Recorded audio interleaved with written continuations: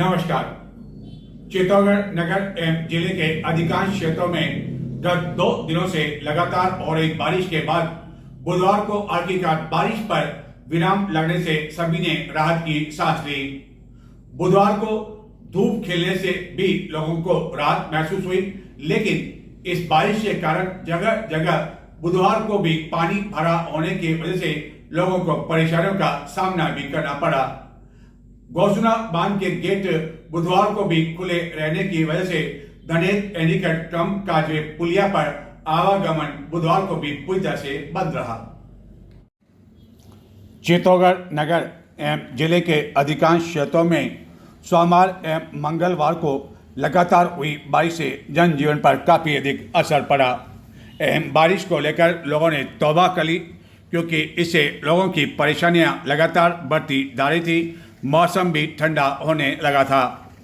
आखिरकार बुधवार को बारिश नहीं होने से लोगों ने राहत की सांस ली। हालांकि इस दौरान रहकर आकाश में बादल भी छाए रहे एवं बारिश की चेतावनी बुधवार को भी थी, जिसको देखते हुए लोगों में आशंका भी बनी रही।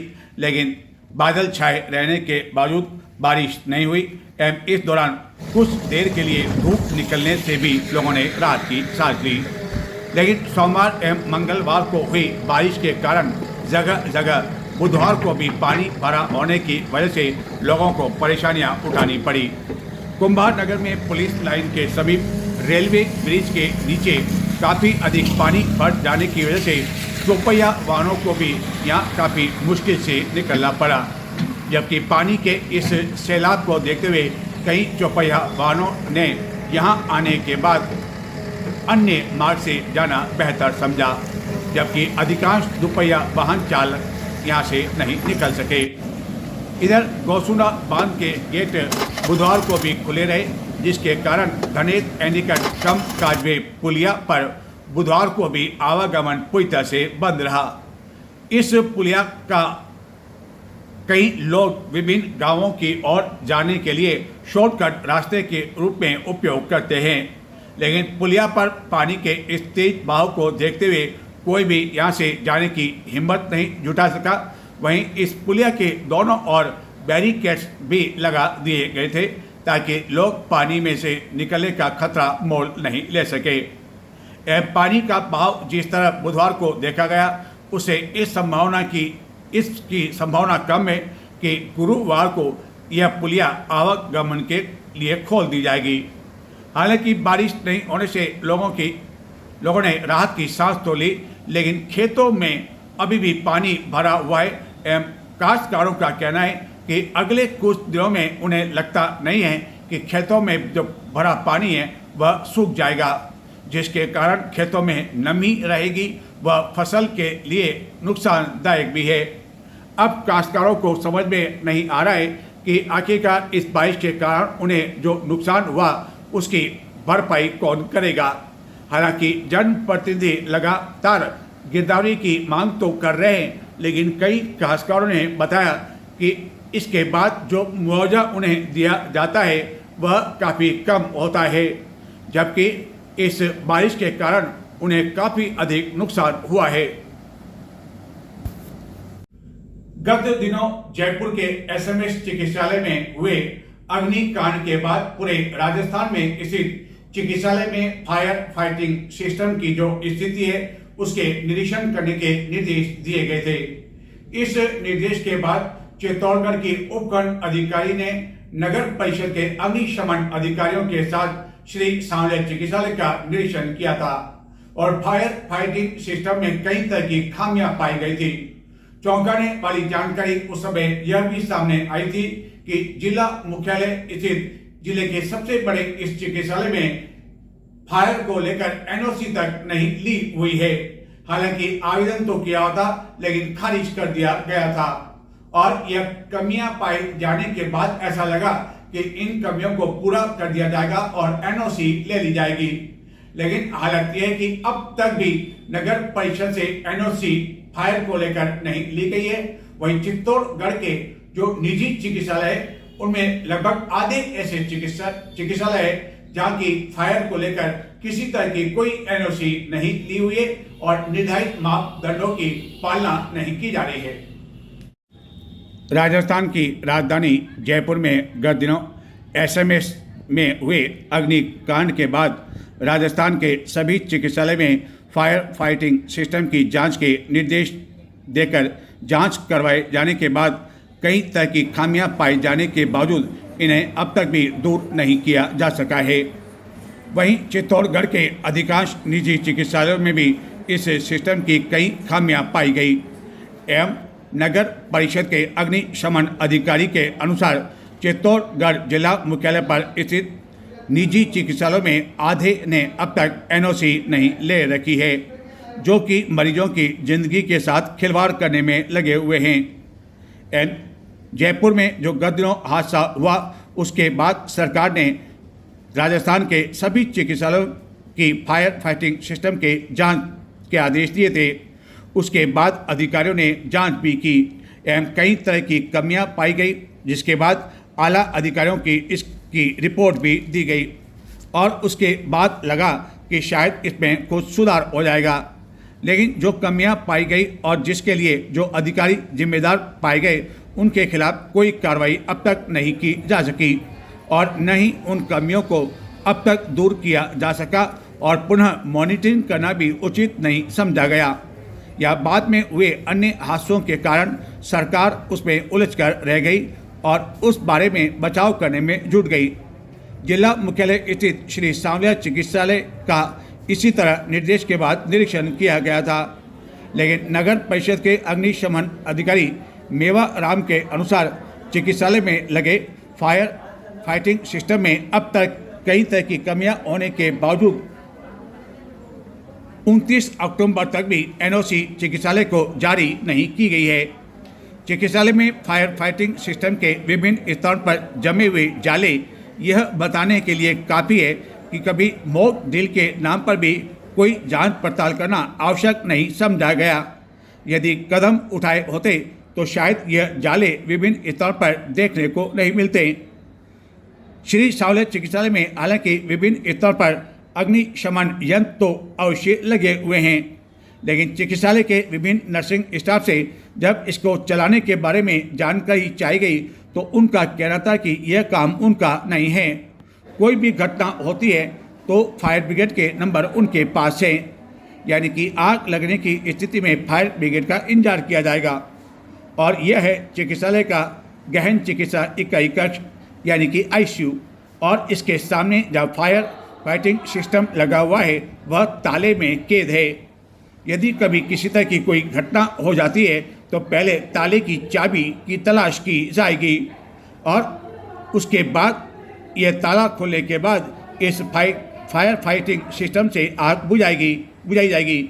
लेकिन तब तक न जाने कितनी देर हो जाएगी और कितनी जिंदगियों पर दाव लग जाएगा।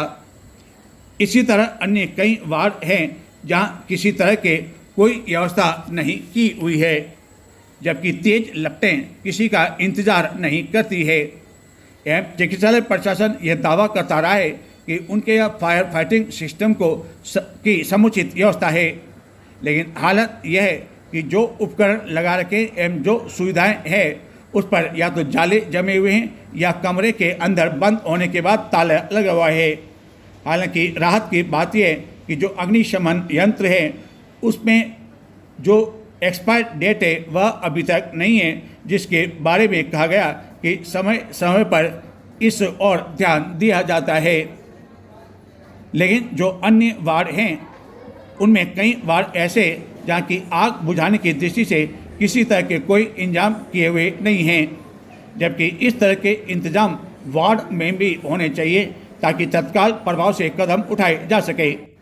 इस तरह की कई कमियों को लेकर गत दिनों उपखंड अधिकारी बीनू देवल ने कहा था कि इन कमियों को लेकर आला अधिकारियों को इसकी जानकारी दी जाएगी, लेकिन यह नहीं पता चल पाया कि आखिरकार जो रिपोर्ट दी गई उसमें कोई एक्शन हो पाया या नहीं। लापरवाही की स्थिति न केवल फायर फाइटिंग सिस्टम को लेकर है, बल्कि यहाँ पर जो ई मित्र की मशीन लगी हुई है उसकी हालत आप स्वयं देख सकते हैं, यानी कि इसके वायर भी अलग कर रखे हैं और इस मशीन पर जहाँ तहाँ धूल खा रही है। जबकि यह ई मित्र मशीन कई तरह की फ़ायदेमंद साबित हो सकती है। एवं कई ऐसे मरीज होते हैं जिनके परिवारजन यहाँ आते जाते हैं और यदि मशीन चालू कर दी जाए तो उन्हें काफ़ी राहत मिल सकती है। न केवल सरकारी चिकित्सालय में बल्कि चित्तौड़गढ़ में ऐसे कई निजी चिकित्सालय हैं जहां की फायर फाइटिंग सिस्टम को लेकर किसी तरह के कोई इंतज़ाम नहीं है।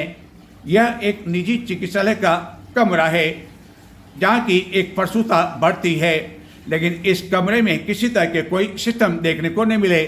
हालांकि बाहर तो इस तरह के सिस्टम लगाए हुए थे, लेकिन सवाल यह उठता है कि जब वार्ड में यदि कोई आग लग जाती है या इस तरह बरामदे में कोई आग की घटना हो जाती है तो उस स्थिति में आग पर किस तरह काबू पाया जा सकेगा, यह सबसे बड़ा सवाल है। और जब कभी हादसे होते हैं तब याद आता है कि इस तरह की यहाँ कमियाँ पाई गई और बाद में कार्रवाई की जाती है, लेकिन कार्रवाई करने से पहले ही इन व्यवस्थाओं को सुधार लिया जाए और जो स्थिति है उसको दूर करने के लिए न केवल कड़े दिशा निर्देश प्रदान किए जाए बल्कि चिकित्सालय की मान्यता निलंबित करने की चेतावनी तक दी जाए तो शायद निजी चिकित्सालय इस तरह मरीजों के जीवन के साथ खिलवाड़ न करें। ऐसी स्थिति प्रतापनगर में स्थित एक अन्य निजी चिकित्सालय में भी देखने को मिली। हालांकि यहाँ पर एनओसी तो ले रखी है, लेकिन जो हालत अंदर है वह यह बताने के लिए काफ़ी है कि किस तरह की व्यवस्था इस निजी चिकित्सालय में फायर फाइटिंग सिस्टम को की हुई है। चित्तौड़गढ़ के अन्य क्षेत्रों में स्थित निजी चिकित्सालय में भी कुछ इसी तरह का हाल है, जहाँ की विभिन्न वार्डों में कई मरीज भर्ती हैं, जिनमें गंभीर रूप से भी कई मरीज भर्ती होते हैं, लेकिन यहाँ भी किसी तरह के कोई इंतजाम फायर को लेकर नहीं किए हुए हैं। नजर डालते हैं कुछ और समाचार की ओर, लेकिन संक्षिप्त में देखते रहे चित्तौड़ दर्शन। राजस्थान के राज्यपाल हरिभाऊ बागड़े का मंगलवार रात्रि को उदयपुर से चित्तौड़गढ़ सर्किट हाउस पहुंचने पर प्रशासनिक पुलिस अधिकारियों एवं जनप्रतिनिधियों के साथ ही अर्बन बैंक के चेयरमैन IM सेठिया ने गुलदस्ता भेंट कर स्वागत किया। राज्यपाल ने रात्रि विश्राम सर्किट हाउस में किया एवं बुधवार सवेरे कोटा के लिए रवाना हो गए, जहां उन्होंने आयोजित विभिन्न कार्यक्रम में भाग लिया। दीपावली के पश्चात चित्तौड़गढ़ के विभिन्न मंदिरों में अन्नकूट महोत्सव के आयोजन जारी है। इसी क्रम में बुधवार को नगर के प्रसिद्ध खडेश्वर महादेव में अन्नकूट महोत्सव का आयोजन किया गया। इस दौरान बड़ी संख्या में भक्तजन मौजूद थे।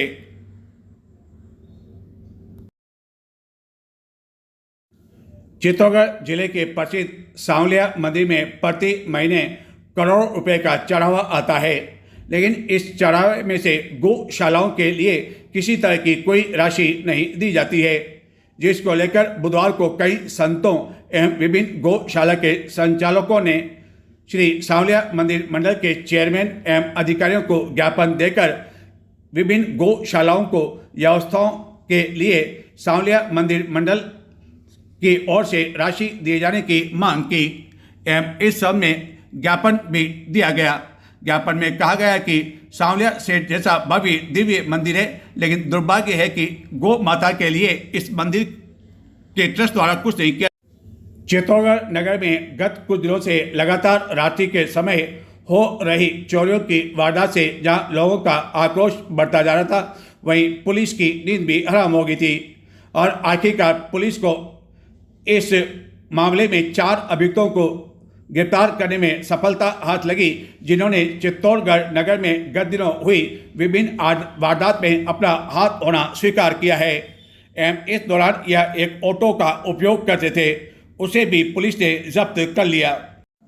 पुलिस ने इस वारदात में लिप्त चंदेरिया निवासी निशार मोहम्मद पुत्र वजीर खान मंसूरी के साथ ही प्रतापनगर में फमरा चौक के समीप निवास करने वाले इमरान उर्फ इरफान मोहम्मद, अभिषेक पुत्र प्रभुलाल दमामी जो कि नई आबादी पुठौली का निवासी है एवं जगदीश पुत्र माधुलाल जटिया जो कि बोदियाना का निवासी है, उसे गिरफ्तार कर लिया। इन अभियुक्तों ने अब तक चित्तौड़गढ़ नगर में हुई विभिन्न चोरियों में अपना हाथ होना स्वीकार किया है। पुलिस इनसे अग्रिम पूछताछ करने में जुटी हुई है।